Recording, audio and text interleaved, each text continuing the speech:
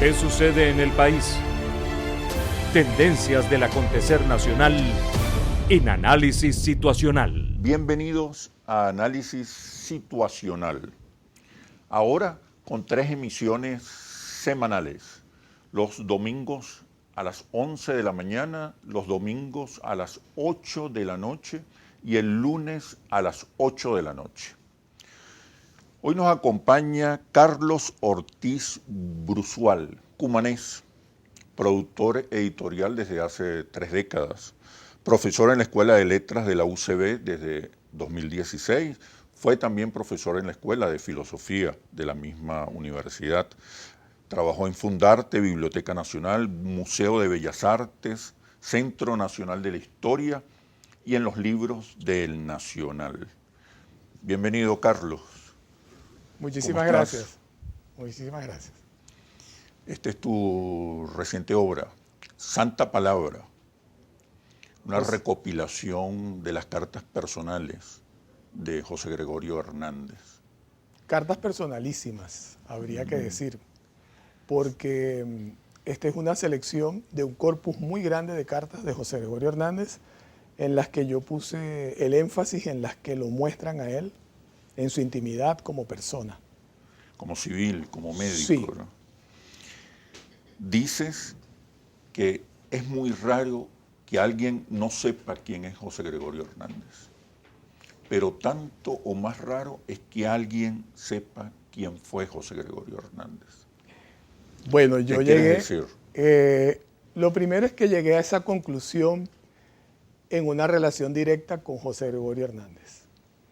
En la medida en que yo hace 20 años, 21 años hice esta compilación por primera vez y empecé a leer con detenimiento el gran número de cartas que están recopiladas en una edición de su obra completa del año 1968 que publicó la Universidad Central de Venezuela, yo fui dándome cuenta de que existía un José Gregorio Hernández que no era visible en la devoción popular, en el símbolo que se conoce. Y ese El símbolo es principalmente religioso. Sí, ¿no? fundamentalmente religioso. Y ese José Gregorio Hernández a mí me pareció tan interesante y tan asombroso, quizá por la novedad de no haberlo visto nunca, como puede ser su propia figura religiosa.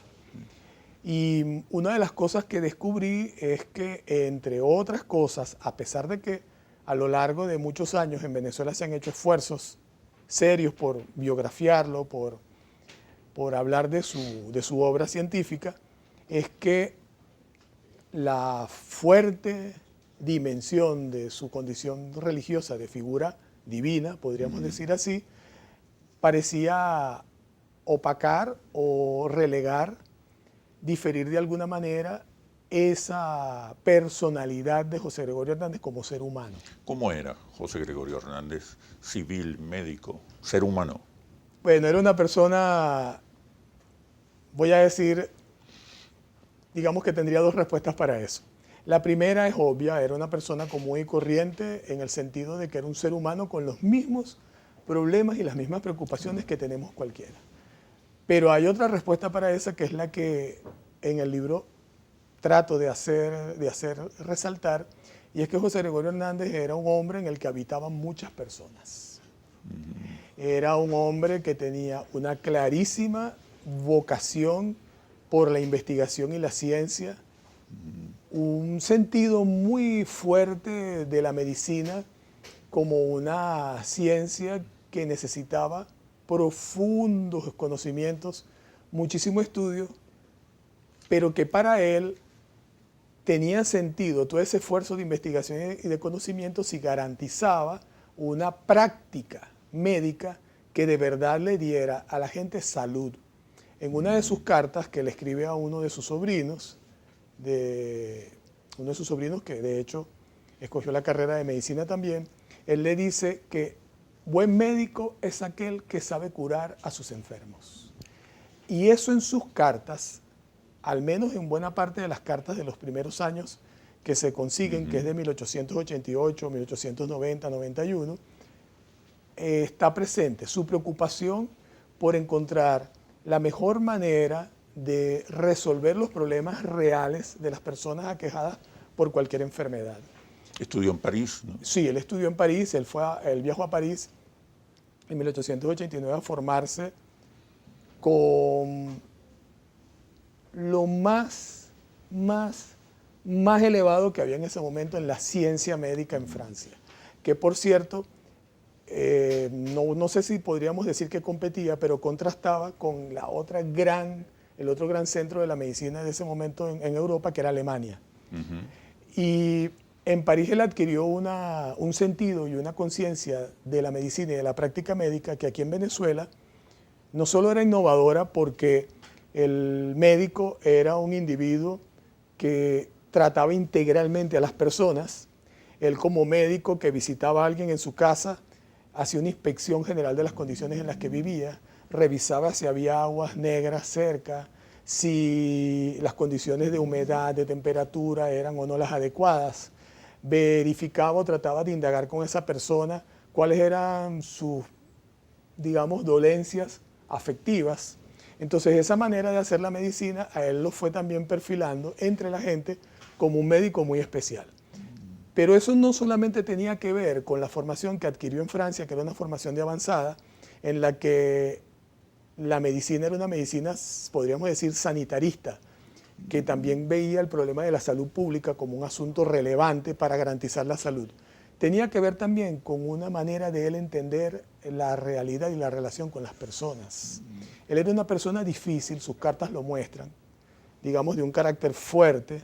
Muy disciplinado. Muchísimo, muy comprometido con lo que hacía, pero al mismo tiempo era un hombre solidario. Generoso.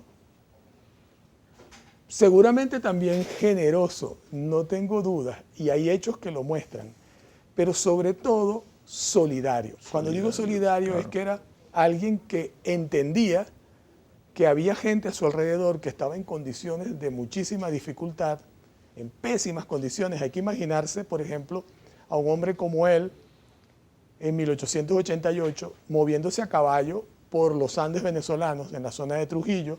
En esa época eso era el gran estado de los Andes, se llamaba así, moviéndose en medio de una geografía que para él no era extraña, pero que volvía a ver ahora con otra mirada, porque ya era un hombre hecho y derecho en un caballo donde lo agarraba la lluvia, los barriales, y en esas condiciones se iba encontrando con gente abandonada. Se podría decir que era gente dejada de Dios, que de alguna manera él era también una persona que sentía la necesidad de acompañar a la gente espiritualmente. Eso es algo muy marcado en sus cartas. A veces no es tan explícito, pero cuando uno las lee todas, uno va dándose cuenta de que no hay una contradicción en su gran intuición de la fe, en su vocación religiosa, que era muy sentida, y su condición de científico, porque en su carácter, en su condición de persona, está la convicción de que hay que hacer algo por ayudar genuinamente a los otros. Y la medicina le da a él esa gran oportunidad. Eso significaría que estaba a favor de la salud pública, del Estado haciéndose responsable de la salud pública. Absolutamente. Y además de esa condición como científico, como médico, también se inclinó por la teoría creacionista, sí, lo que puede parecer paradójico. Vamos a profundizar sobre eso cuando regresemos a los comerciales. Claro. Ya regresamos. ¿Qué sucede en el país? Tendencias del acontecer nacional en análisis situacional. ¿Qué sucede en el país? Tendencias del acontecer nacional en análisis situacional. Seguimos conversando con Carlos Ortiz Bruzual, productor editorial y autor del libro Santa Palabra, una compilación y notas de las cartas de José Gregorio Hernández. Te preguntaba sobre el José Gregorio médico. ¿Cuál diríamos que fueron sus logros fundamentales en el campo de la medicina? Y también quisiera que abordáramos, así como se consideraba un científico, un médico, aprobó la teoría creacionista. Puede ser una contradicción. ¿Qué crees tú? Bueno, comienzo por esto último, porque evidentemente puede sonar muy extraño. Él tiene un libro muy importante que se llama Elementos de Filosofía, que publicó en el año 1912 y que lo convirtió, por cierto, en bestseller mucho antes de ser venerable o siervo de Dios. Elementos de Filosofía. Sí, ese libro que publicó en 1912 y que tuvo 2 ediciones se agotó rapidísimo. Ya era médico. Él ya era médico, sí, ¿no? Y era ya un médico reputado, muy reconocido. Es un libro donde una de las cosas que él plantea es que cuando le preguntan acerca de esa tensión que puede haber entre su vocación científica y su condición religiosa, él dice que a quienes le plantean esa duda, él les responde con estas palabras: todo es uno. Y con ese todo es uno, creo que él logra expresar ciertamente... ¿Qué quiso decir? Bueno, creo que hay 2 cosas allí. La primera es que creo que él logra expresar con esto una visión propiamente filosófica acerca del sentido de la realidad. Es un hombre que está convencido de que el universo es una totalidad, en la que las cosas, aunque puedan parecer contradictorias, tienen un sentido... Se complementan. Sí, en ese contraste, digamos que podría estar la integridad y la unidad de eso que conocemos como el universo. Porque si no, no existiría lo diverso. Esa es una reflexión muy metafísica y muy elaborada. Pero la otra, yo creo que responde también a esa inquietud suya de ser un hombre, como yo decía, en el que habitan muchas personas. Él es un artista también, que tiene una gran vocación artística. Es también ese filósofo. Es músico, fue músico. Es músico, tiene muchas facetas. Y él quiere desarrollarlas todas. Entonces él escribió cuentos, escribió ensayos literarios. Él escribió este libro de filosofía y algunos otros trabajos filosóficos, además de su obra científica. Pero entonces lo que quiero decir es que para José Gregorio Hernández no hay una contradicción entre el creacionismo y la ciencia, y él lo deja sentado en este libro que se llama Elementos de Filosofía, pero también en uno anterior que se llama Elementos de Bacteriología, que es de 1906, y que compila trabajos y conferencias, clases magistrales suyas, en las que él dice vehementemente, de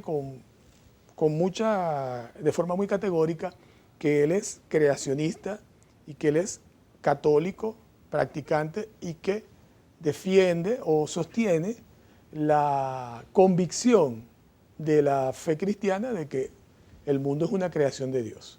Ahora bien, una de las cosas que él trata de hacer ver es que si existe un proceso que la ciencia puede haber demostrado, cosa que él no contradice, que si existe un proceso de evolución de las especies, eso es algo que se da porque así dispuso Dios el universo. Es decir, eso vendría a ser algo así como la obra de Dios en movimiento en un plano que es el de la naturaleza. Él tiene un capítulo en su libro de Elementos de Filosofía acerca de la cosmología racional. No vamos a entrar en detalles aquí sobre eso, pero digamos que en esa parte del libro él ayuda mucho a hacer visible porque él considera que no hay una contradicción entre la profundización en la investigación científica, incluso desde el punto de vista del evolucionismo, y la fe. Él llegó a tener una polémica, o mejor dicho, en Venezuela se planteó una polémica, como venía ocurriendo en Europa a finales del siglo XIX, sobre el creacionismo y el evolucionismo, porque la planteó Luis Racetti, que era su compañero. Exacto. Los dos fueron fundadores de la Academia Nacional de la Historia, de la Academia Nacional de Medicina. Y Racetti planteó en algún momento que la academia fijara posición sobre la legitimidad del evolucionismo como la teoría científica que debía, digamos, prevalecer o que debía tomarse como cierta. Y él pidió que se convocara un debate sobre eso. Eso generó mucha expectativa en el país porque la gente esperaba ver qué iba a plantear José Gregorio Hernández. En el contexto de la Caracas de ese momento, eso era un acontecimiento como ver a dos campeones, muy polémico, ¿no? Dos grandes pesos pesados que iban a combatir. José Gregorio Hernández no se presentó a esas discusiones y simplemente envió una esquela que dice, hay dos teorías o dos posiciones acerca de el origen del universo. Una es el creacionismo y otra es el evolucionismo. Yo soy creacionista. No dijo más nada. Ahora, su vocación religiosa parece que dominaba su personalidad, sus circunstancias, porque intentó 2 veces ser sacerdote.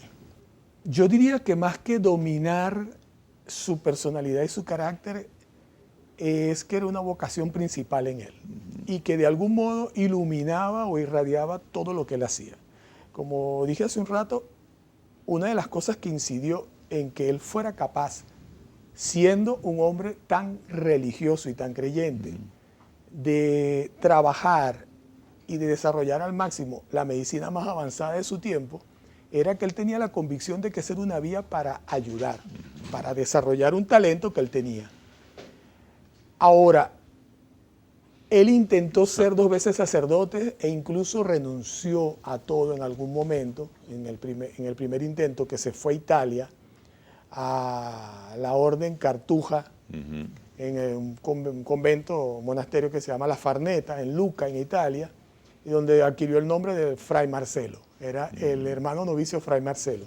Y eso causó también conmoción en Caracas y en el país porque la gente no entendía cómo se podía ir esa eminencia de la ciencia, ese gran profesor que tenía tanto que dar para convertirse en cura. Eso generó mucha polémica, pero algo importante allí es que él tenía, al parecer, según sus cartas lo muestran, yo aquí estoy hablando desde lo que revelan sus cartas, no desde sus biografías. Entonces sus cartas lo que muestran es que él tenía una intuición de Dios, podríamos decir, especial, que tal vez no sea distinta a la de la mayoría de las personas, pero creo que es el tipo de intuición de la divinidad que tienen algunas personalidades, como podría ser San Juan de la Cruz, por decir a alguien, o San Agustín. Creo que es la que sería propia de un santo, de alguien que siente en su interior, en su espíritu, esa presencia que lo llama a buscarla. Y una vía que él vio para buscarla fue hacerse religioso. ¿Por qué no logra hacerse sacerdote? Pero me respondes, por favor, cuando regresemos de los comerciales. Ya venimos. ¿Qué sucede en el país? Tendencias del acontecer nacional en análisis situacional. ¿Qué sucede en el país?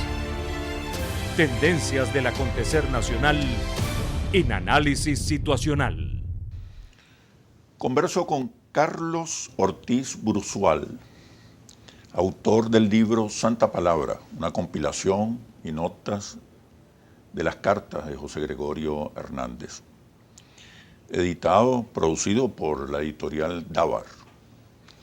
Te preguntaba por qué no logra convertirse en sacerdote después de 2 intentos. Por una afección de salud. El monasterio en el que él fue a internarse para hacerse sacerdote era de una orden religiosa de las más duras.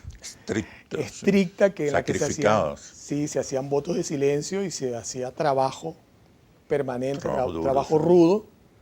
Había 2 condiciones, una de clausura, el voto de silencio, pero también una serie de faenas cotidianas. Y en el momento en que llegó el invierno, el clima, sí, que quienes conocen el invierno entienden lo brutal que puede ser, en las condiciones de reclusión de una orden que hacía votos de pobreza también, es decir, una orden que vivía, como decía, en condiciones muy rudas, eso afectó su salud. Tuvo que regresar. Sí, y el peor, el superior de la orden, le dijo que era mejor que volviera, que adquiriera la fortaleza física, que cuidara su salud y luego lo volviera a intentar, pero entre otras cosas le dijo que volviera también a lo que consideraba que era una misión que tenía. Es decir, de algún modo lo alentó no tanto a abandonar el intento de ser sacerdote, sino a reencontrarse con su condición de médico que Encontrar a Dios sí, a que través era, de la medicina. sí, y que era una cosa en la que sí no había dudas de que él tenía un gran talento y había hecho muchos aportes. Y entonces regresó a Venezuela. ¿Cuáles son los logros fundamentales del José Gregorio Hernández médico? Bueno, yo diría, si me lo preguntan fuera de la historia, es decir, fuera del rigor académico, yo diría que probablemente su principal logro como médico fue el de haberle hecho ver a cientos de personas que en un médico podía haber una esperanza, podía haber un apoyo moral, solidario, que no sé exactamente cuáles eran las condiciones generales de la práctica de la medicina, pero yo creo que en Venezuela, esto lo digo por mi experiencia personal, en Venezuela el doctor José Gregorio Hernández de algún modo ha marcado para la gente la percepción de qué debería ser un médico. Y yo creo que eso es un logro importantísimo de José Gregorio Hernández como médico, aunque no es propiamente ¿Qué riguroso. debería ser un médico y qué debería ser la salud pública? Sí, algo así. En una sociedad. Pero bueno, en términos concretos, José Gregorio Hernández, entre otras cosas, viajó a Francia a formarse y a traer de allá, es decir, a construir allá, a preparar allá, para traer a Venezuela un laboratorio de punta con la mejor tecnología del momento, que reintrodujo en Venezuela el uso del microscopio, que permitió desarrollar o echar las bases de la medicina experimental, fundó cátedras en la Universidad Central de Venezuela, modernas en fisiología y otras disciplinas, que tal como él las trajo, las concibió para impartirlas, hasta ese momento no se hacían. Se le considera el padre de la medicina moderna en Venezuela y de la medicina experimental. Entonces ya eso, desde el punto de vista estrictamente de la disciplina, son logros muy importantes. Y en cuanto a la salud pública, hay una carta que él le dirige en algún momento a Juan Vicente Gómez, por cierto, en la que él le habla de la necesidad de desarrollar algunos proyectos de salud pública que en otros países se están haciendo, y él le dice que no le deje a otro el honor, la gloria de ser el que instaura en Venezuela esos adelantos. Es decir, él tuvo siempre un sentido de la medicina como salud pública, para la que además estuvo dispuesto a relacionarse y a relacionarse directamente por las vías, digamos, formales de la gestión. Funda el Hospital Vargas, la Academia Nacional de Medicina. Él fundó la Academia Nacional de Medicina. El Hospital Vargas es un proyecto que, estando él en Trujillo, estaba ya decretado para realizarse. Trabajó en el Hospital Vargas, tuvo que ver mucho con los inicios del hospital y con el desarrollo, sobre todo de la infraestructura de investigación en el hospital. Entonces es un médico, como decíamos, primero formado en ese momento las mejores escuelas del mundo, en el mejor contexto en que se podía formar un profesional de la medicina. Luego, con un aprendizaje y un sentido práctico de la infraestructura de investigación, de experimentación que hacía falta. Luego, un gran docente. El libro de Elementos de Filosofía dice en una carta que le escribió a Santos Aníbal Dominici, que es otro gran médico venezolano, que llegó a ser presidente de la Academia Nacional de Medicina alguna vez. Él le dice a Santos Aníbal Dominici que él escribió ese libro porque consideraba que sus estudiantes tenían algunas dificultades para comprender algunos problemas de la fisiología, porque no sabían filosofía. Él consideraba que los estudiantes de medicina necesitaban aprender filosofía para tener una comprensión más cabal del fenómeno humano con el que trabajaban. Entonces es también un docente muy, muy acucioso y muy dedicado, que tiene una preocupación real por hacer algo más allá de del simple ejercicio profesional, sin duda. Y era un ser humano. Claro. Fumaba. Sí. Vestía ropa colorida, un bailarín incansable, aficionado al teatro y a la ópera, tocaba el piano, latín, dominaba el latín, el inglés, el francés y el alemán. Y aunque a alguna gente le parezca raro, a veces era el alma de la fiesta. Sí. Uno no se lo imagina así, pero eso está incluso en una de las cartas, de las primeras que están aquí en el libro. Él le comenta a Santos Aníbal Dominici, le habla, creo que es la noche de Año Nuevo, que pasa en un sitio, bueno, que baila toda la hasta el noche. cansancio. Aquí en Caracas, en reuniones, él tocaba piezas bailables con el piano para amenizar. Entonces, digamos que ese tipo de rasgos de su carácter son esos que me pareció que había que poner a la vista de la gente nuevamente, porque creo que José Gregorio Hernández fue también un hombre solo, Un solitario, ¿verdad? solitario, no por una cuestión de... No por un drama, ¿no? No, para nada. Sino por sus propias circunstancias. Sí, ¿verdad? por sus propias circunstancias de vida y por esa vocación que él tuvo tan sentida de hacerse religioso, que lo llevó, por ejemplo, a tener una relación muy cercana con el arzobispo de Caracas de ese momento, que lo ayudó mucho a formarse y a prepararse para intentar realizar su vocación. Entonces le dedicaba mucho tiempo a eso. Es evidente que era una persona muy reflexiva, que meditaba mucho. Eso se percibe en sus cartas. No solo cuando está reflexionando y hablando acerca de los problemas, por ejemplo, del ejercicio y el estudio de la medicina, sino también cuando le habla a sus hermanos acerca de cómo deberían llevar la casa, de las previsiones que deberían tener. Entonces, en ese carácter de él, digamos que probablemente los momentos de solaz, de descanso que tenían, eran para estar solo.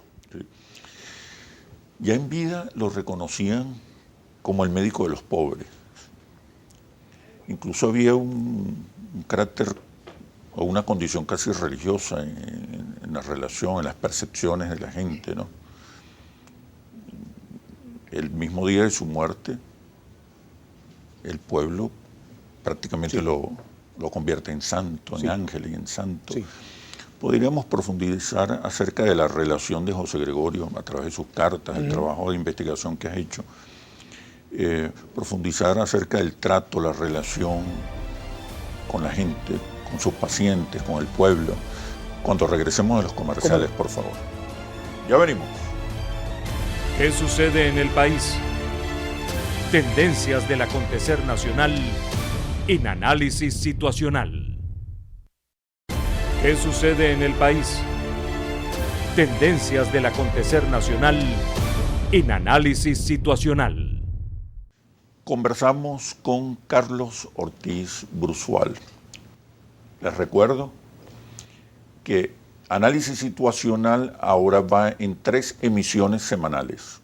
La primera, los domingos a las 11 de la mañana, luego el mismo domingo a las 8 de la noche y al día siguiente, el lunes a las 8 de la noche. Carlos, ¿cómo era José Gregorio Hernández con su gente, con sus pacientes, con el pueblo? Bueno, era muy solidario y muy severo, según los Muy testimonios. estricto. Sí, bueno, también hay que recordar que José Gregorio Hernández es un hombre de Trujillo, es un Además, andino, un andino. Que vino a Caracas además, no porque él escogió estudiar medicina, sino porque él tuvo un maestro particular que le dijo un día a su papá: tienes que mandar a este muchacho a Caracas, porque veía en él unos talentos descollantes. Y conversando llegaron a la conclusión de que era mejor que estudiara medicina. Y él dijo, bueno, será medicina, porque él había dicho derecho. Y vino a estudiar medicina con un compromiso tal que llegó a ser el médico que fue. Pero incluso en el liceo, al poco tiempo de llegar, le dieron lo que hoy llamaríamos una preparaduría matemática, por ejemplo. Ahora, digamos que había ya algo en su carácter de ser una persona muy seria, muy comprometida con lo que había que hacer. Elige medicina para servir, ¿verdad? Movido por ese carácter es algo solidario. que cogen sus papás y que una vez que él se consagra al estudio, es evidente, por lo que dicen sus cartas, que él encontró allí una realización para una vocación de ayuda que tenía, que creo que es genuina. Por eso digo que... ¿Cómo era esa vocación solidaria? solidaria? Hay testimonios, su sobrino, Ernesto Hernández Briceño, publicó 2 volúmenes gigantescos que pesan como 10 kilos porque son como 4.000 páginas de documentos de su tío José Gregorio Hernández y acerca de él. En esa compilación hay testimonios de pacientes de José Gregorio Hernández. Algunos son muy curiosos porque está el caso, por ejemplo, de un señor que da fe de que su hijo no tenía cura, tenía un hijo con problemas que nadie sabía curárselos y que alguien le dijo que se lo llevara al doctor José Gregorio Hernández, ahí en La Pastora, que se lo llevara, que no importara la hora, que seguramente iba a haber una cola, pero que esperara, que él le llevó al niño, le recetó algo, él hacía las fórmulas magistrales, y que el niño se curó rápidamente. ¿Y qué dice el Señor? El Señor dice que cuando se lo recomendaron, le dijeron, ese ni te cobra. Vete, claro. Vete y no te preocupes, que él a veces ni cobra. El Señor le llevó al niño, dice que le mandó las cosas, que en ese momento no sé qué pasó, que estaba ocupado algo, no le pudo pagar, volvió otro día a pagarle, entonces José Gregorio le dijo algo así como, bueno, ya va, yo estoy muy ocupado, entonces se quedó así. Esos son testimonios, y muchos testimonios coinciden en eso, coinciden en que él era una persona un poco adusta, distante, pero al mismo tiempo era una persona, como decía, que se ocupaba. La forma de él relacionarse en la consulta con las personas, que en general cuando hacía las visitas, por cierto, dicen que nunca se sentaba, siempre estaba de pie, que no usaba estetoscopio, sino una plaquita con un pañuelo de seda para escuchar, había cosas que para la gente eran un poco extrañas, pero él era un hombre que si era necesario, viendo las condiciones de la persona, podía sacar de su bolsillo y decirle, compre esto, o regalar las medicinas. Sí, les conseguía medicinas. Atención en la casa. De todo eso hay testimonio, de ir a las casas y sobre todo, creo que eso era muy importante, de tratar de, hablando con las personas, entender si había algún problema psicológico o algún problema emocional, algún tipo de preocupación. Hacía una evaluación integral. Totalmente. Entonces, claro, eso fue generando en la gente la percepción de que este era alguien que tenía algo. Claro. La gente le percibía en él algo, hay testimonios sobre las opiniones, percepciones de la gente. Hay algunos testimonios, sí. Sobre José Gregorio. Sí. Lo ven siempre como un médico. El médico de los pobres, ya le decía. Sí, cuando él murió ya él era el médico de los pobres. Es decir, una de las cosas, o mejor dicho, yo diría que lo que explica la gran conmoción que hubo, esa manifestación tan grande de gente. Hay que pensar en Caracas en el año 1919 e imaginarse un entierro que sale a las 10 de la mañana y llega al Cementerio General del Sur a las 9 de la noche. Impresionante. Eso es algo que da una idea del impacto de aquello.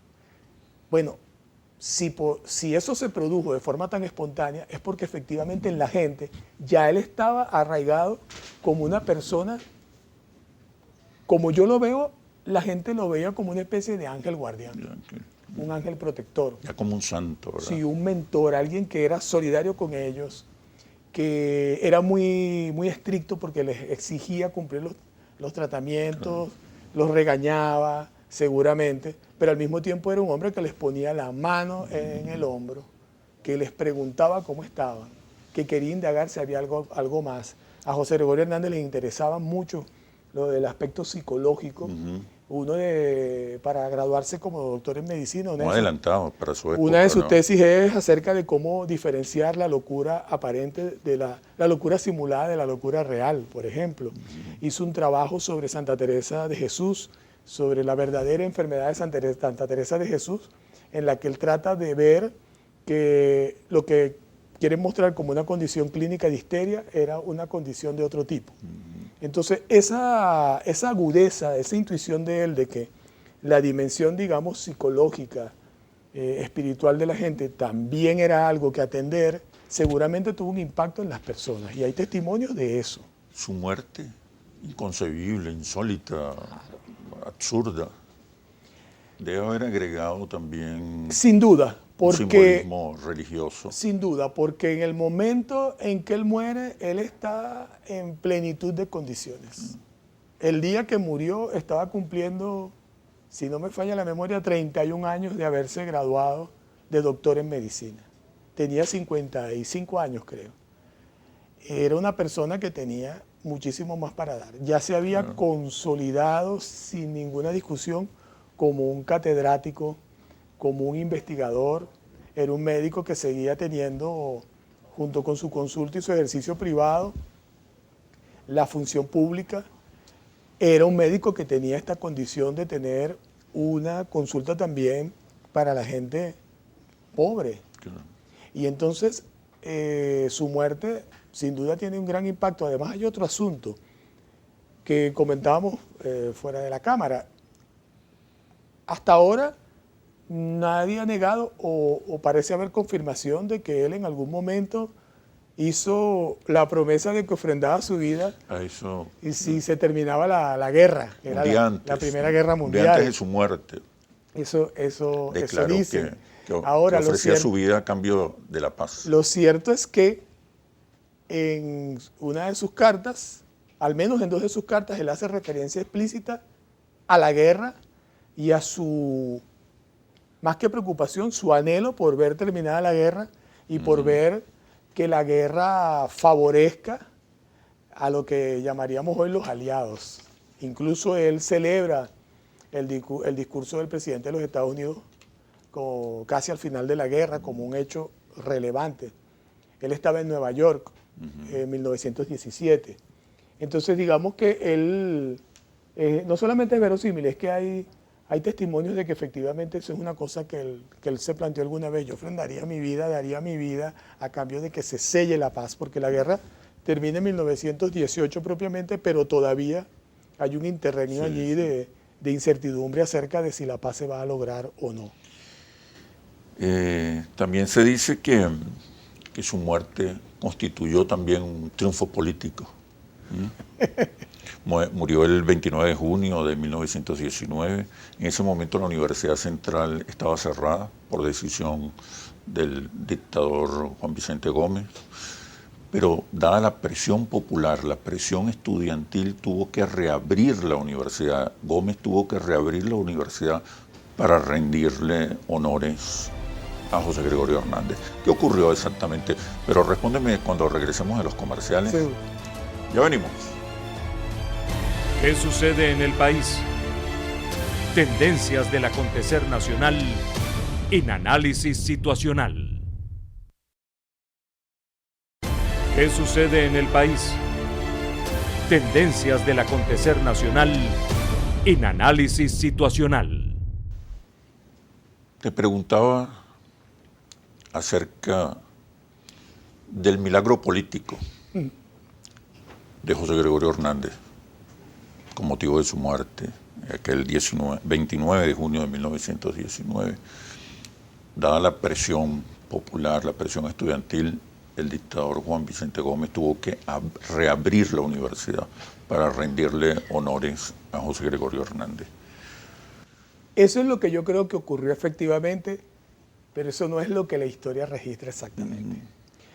Yo llegué a esa revelación, si cabe la palabra, no solo por el contexto del momento, investigando sobre el hecho de la muerte de José Gregorio Hernández, investigando sobre su vida, sino por el contexto general del momento. Me explico. La Universidad Central de Venezuela fue cerrada en el año 1912 a raíz de una fuerte discusión, una polémica muy dura que desató protestas estudiantiles y de algunos docentes por una reforma que iba a introducir unos cambios en la organización de la universidad, que iba a dispersar las escuelas universitarias. Dicen que con la idea de fracturar o desarticular la protesta estudiantil, que tenía por lo menos una década. Y también incidía en la forma de acceder a las cátedras, etc. Eso generó mucha resistencia, sobre todo en la Escuela de Medicina, que tenía muchísimo peso en la universidad. Siempre la Escuela de Medicina. Siempre. Bueno, hasta el día de hoy. Una de las más rebeldes. Muchísimos rectores de la Universidad Central de Venezuela, incluso en el siglo XX, han sido médicos. Sí. Entonces la universidad tenía 7 años cerrada cuando murió José Gregorio Hernández. Había estudios universitarios libres alrededor de la universidad, pero estaba cerrada literalmente, con un decreto que tenía como 4 o 5 líneas nada más y que decía que había que hacer una reforma y ya. Cerrada. Sí. Entonces, cuando José Gregorio Hernández murió, que hubo esa gran manifestación de gente en la calle, una de las cosas, pasaron 2 cosas. Una era que para la gente era imposible pensar que José Gregorio Hernández se iba a ir sin que ellos fueran quienes lo llevaran al cementerio. Y esa gran masa de gente, al final de hecho, le quitó la urna a todo el mundo y fue quien lo llevó al cementerio. Pero al mismo tiempo, la gente de la universidad, que veía a José Gregorio Hernández como un hombre de la universidad, porque lo fue efectivamente, y en mucho, pensaba que tenían que rendirle el homenaje los universitarios en la universidad. Y un elemento que permite ver que efectivamente esa gran multitud en la calle, desde tempranas horas de la mañana, incluso desde la noche anterior, en esa Caracas de 1919, que estaba enardecida, conmocionada, en esa multitud estaban también los universitarios, que empezaron a plantear, a decir, a clamar que José Gregorio tenía que ir a la universidad. Y en la noche, tarde en la noche, el gobierno, el Ejecutivo Nacional, emitió un boletín oficial en el que se decía que se abría el paraninfo de la Universidad Central de Venezuela para que los restos de José Gregorio Hernández estuvieran allí en Capilla Ardiente.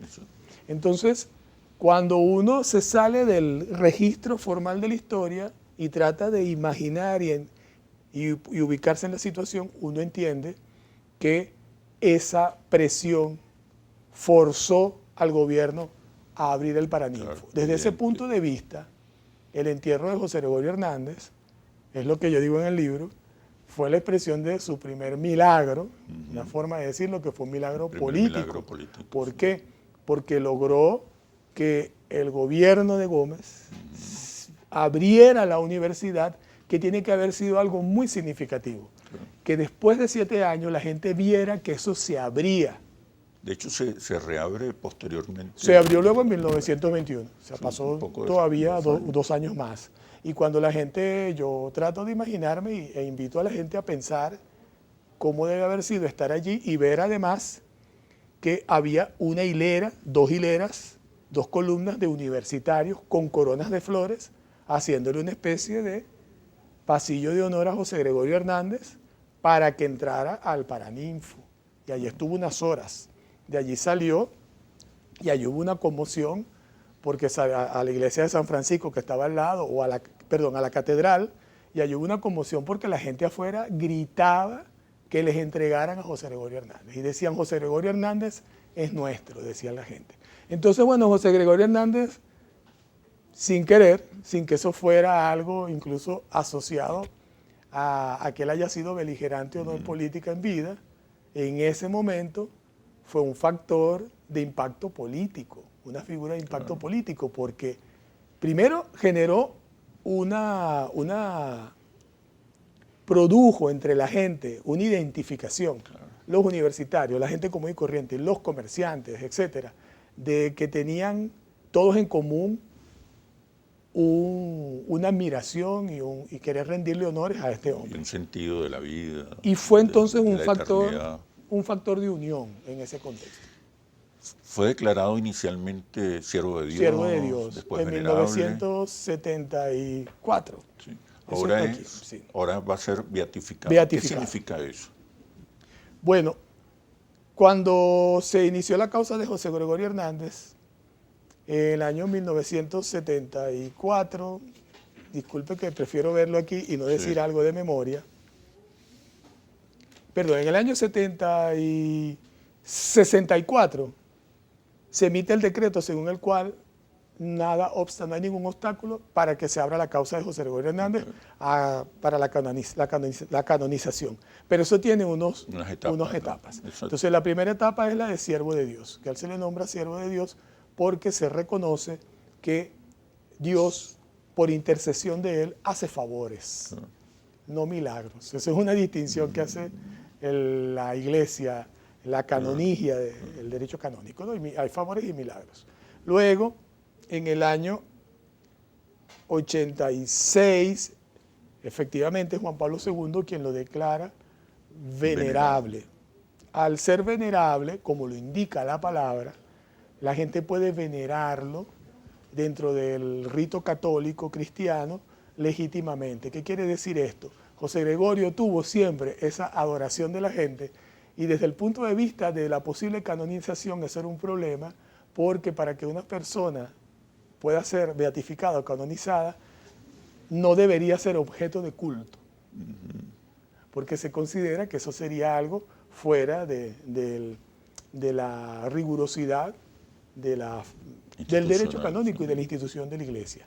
Entonces, al ser venerable, entre otras cosas, se resuelve esa posible percepción de que hay algo que se podría ver como idolatría o como veneración indebida, no indebida, sino fuera. Ahora ya. Y eso queda sin efecto. Y luego, la beatificación que se le da porque se le demuestra un milagro. Él podría ser santo si se le demostrara otro milagro. Ahora, hay algo importante.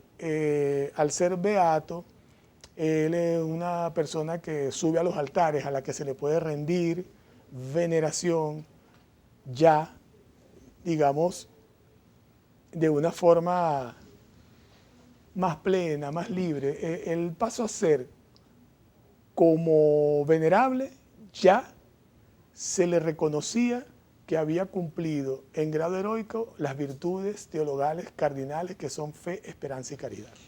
Un mensaje final. ¿Qué crees? ¿Qué sentido puede tener? ¿Qué significado puede tener para la Venezuela de hoy? La canonización. La beatificación. La beatificación de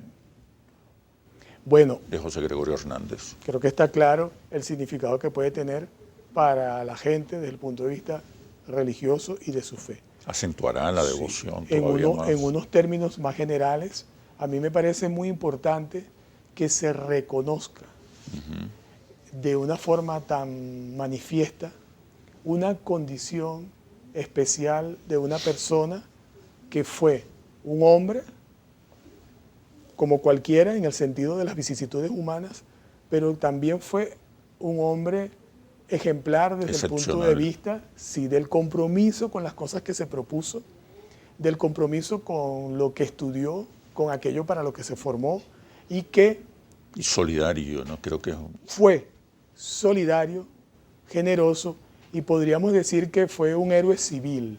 Excelente. Bueno, muchísimas gracias, Carlos, por este análisis acerca de José Gregorio Hernández. Muchas gracias. Les recuerdo nuestros nuevos horarios. Domingo a las 11 de la mañana, domingos a las 8 de la noche y lunes a las 8 de la noche. Nos vemos en un próximo análisis situacional por Globovisión, el canal de la paz, el canal de la reconciliación y el canal de la solidaridad. Hasta pronto.